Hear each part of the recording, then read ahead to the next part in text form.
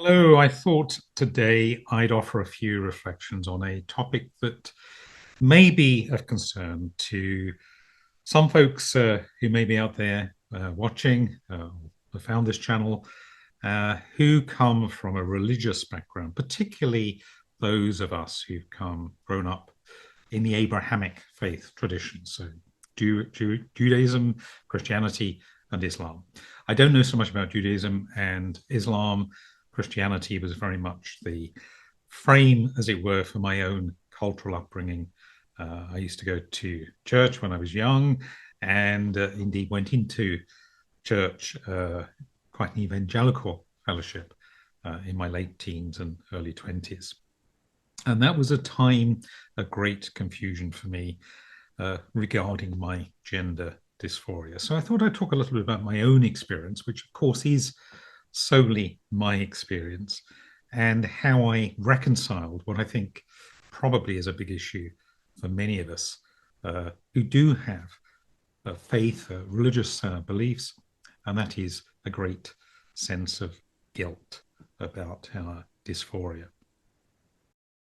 I certainly for many years hid my sexuality and my dysphoria from virtually everybody. And I was fearful whenever I used to go into the church that I was going to be struck down by a bolt of lightning or picked out, convicted, and um, not thrown out of the church. I don't think that's what that particular fellowship would have done, but certainly have felt very, very guilty and embarrassed, um, and crumbled into a heap on the floor, I think, uh, at this appalling news about my gender dysphoria. That never happened, thankfully. I did actually open up to a wonderful associate pastor in that church and one or two other people in the fellowship who were loving and supportive and offered prayers and so on. But I think essentially they believed that it wasn't a condition that was compatible with Christian faith. I had moved on a lot from those days in my faith. And this is where, of course, everybody's experience is going to be different and it's going to play out over a different time frame and in different ways. I had moved much more into an appreciation of other faith traditions, informing my own, and I put the emphasis very much on spirituality now and how I relate and connect to the divine, to God, rather than strict theology. So I'm no expert in theology. I'm no expert in scripture, but what has spoken to me and what has come to me has helped me relieve um, all of my worries, really, about this issue, to the point now, as you will see from my channel, that I'm very open about it. And I feel it's totally compatible with my own faith and relationship with God. So I thought I would just offer one or two of my own thoughts and reflections here, which may resonate with you, which you may disagree with. Maybe one or two might be helpful. So take this as you will. This is kind of where I've come to in my own understanding, and I'm not, as I say, professing to be an expert. We each have to find our own way on this particular topic. I do believe that God doesn't make mistakes. I think that is fundamentally number one. There are a lot of people, for example, who are born intersex, probably far more percentage-wise than is really appreciated. So people that are born with um, ambiguous genitalia. Um, when I've looked into the church's response to this, a common response is that it's a consequence of the fall. In other words, people are born with what they would describe as deformities.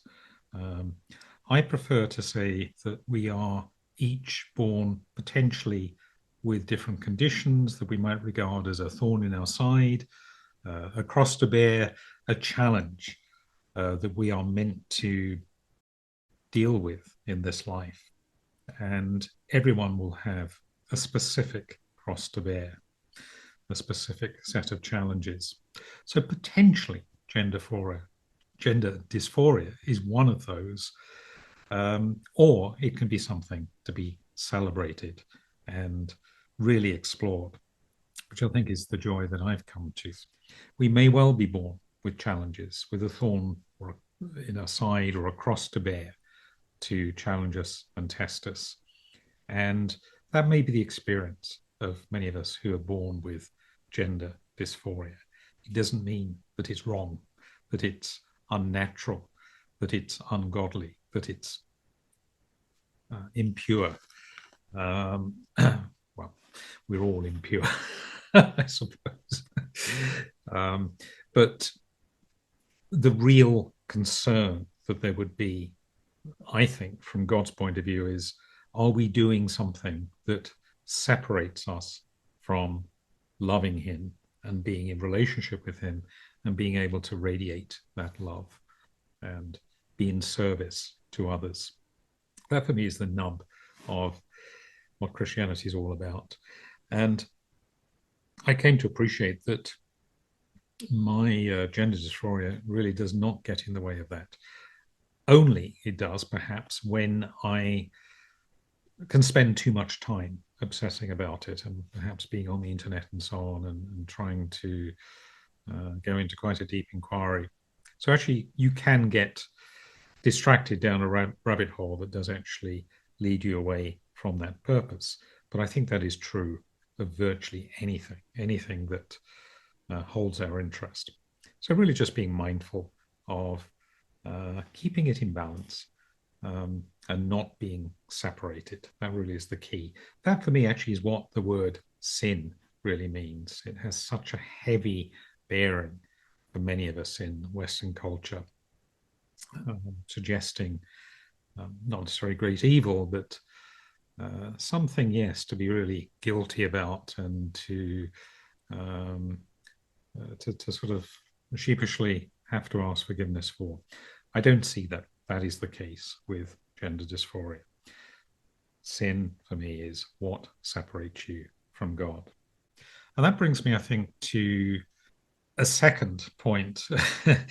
I believe that God created the world and created humanity to be colorful, to have a lot of variety, to be creative. We are the means through which he or she, as I also sometimes term God, expresses himself. I use the he, the traditional attribution for simplicity. And we're given free will to do that. And what matters is that we do not harm other people. We show love to other people. We are respectful in what we do to the earth as good caretakers. But that does not, in my understanding, rule out gender play.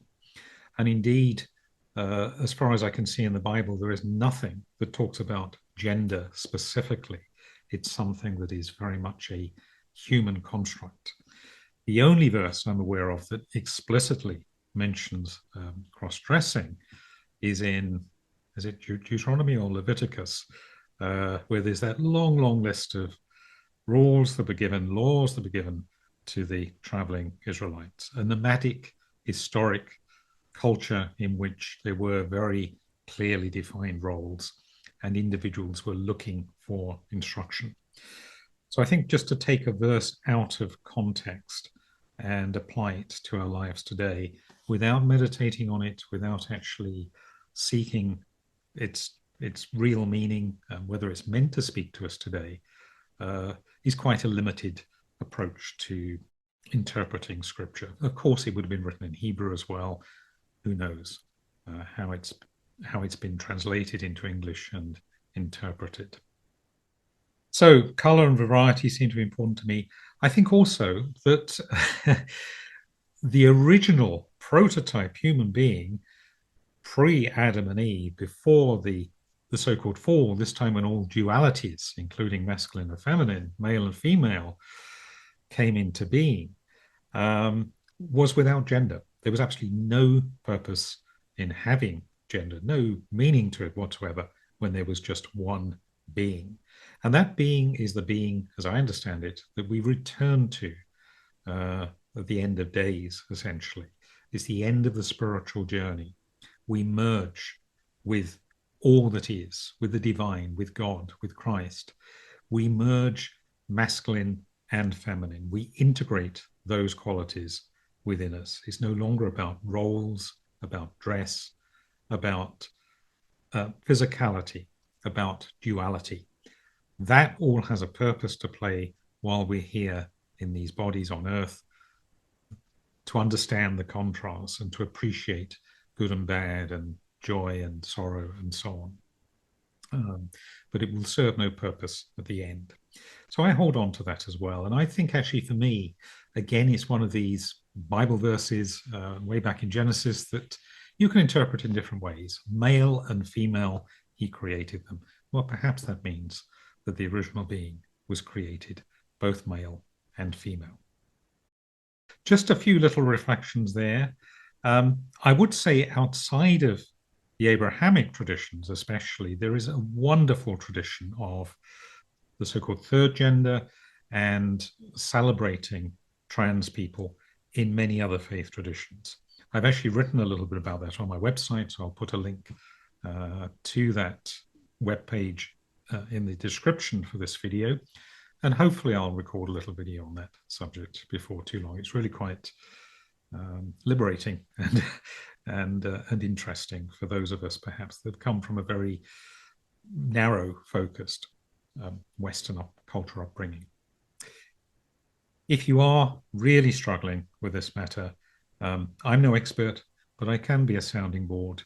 If there's no one else to turn to, or if you're a parent or a loved one of someone who is trans and is really trying to reconcile that with their faith beliefs, then do feel free to reach out to me. I will at least listen, be a compassionate listener. I will not necessarily have answers, but I will listen and be a sounding board. Bless you.